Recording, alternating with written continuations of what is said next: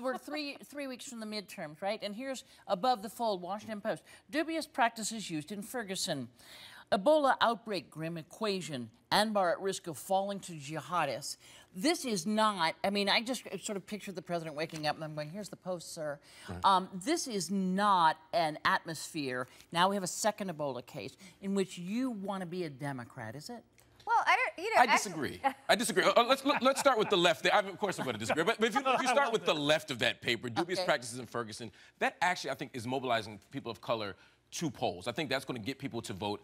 And in places like North Carolina, it could be a difference maker. Ebola, no, that never works out for any sitting president, Democrat, or I've never heard anyone having the Ebola uptick. Well, because but it also, you know, the Democrats, I think you heard a little of this from John McCain today, which was, you got to get out there and reassure people, who the heck is in charge of this? Who's the guy that's going to make sure that 2 doesn't make 3, doesn't make 6? Well, and that's the problem. I mean, to play politics with Ebola is a little crass, whether you're Joan Walsh on the left blaming Rick Perry or some folks blaming Obama for it.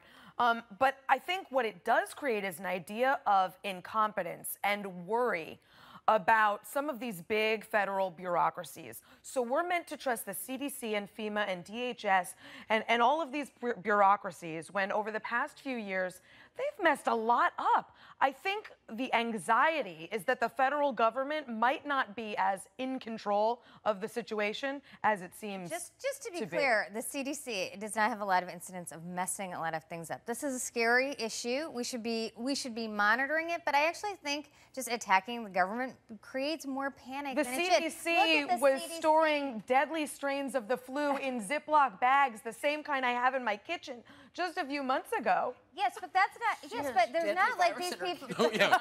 That's cool. I won't even go down that. But the CDC in the United States is one of the most effective centers of disease control in the world. And I actually think this is part of the problem. The constant attack on the government and everything. And they're creating a sense of panic that is unnecessary. It's not an attack. But it's creating a sense of panic. The Obama administration. Let me try to paint a brief picture. The CDC a decade ago dealt with SARS in 5 months. Decisively, completely, effectively. Lean forward. These guys did not lean forward. They did not respond in December, January, February, March. They're just now beginning to respond. That's part of it. There's a deeper part. In the time that we've lost one American to Ebola, we have lost 6,000 veterans to suicide. I mean, it's just stunning. And so the country wakes up and they say, well, Iran is missing, Crimea is missing, Ukraine is missing.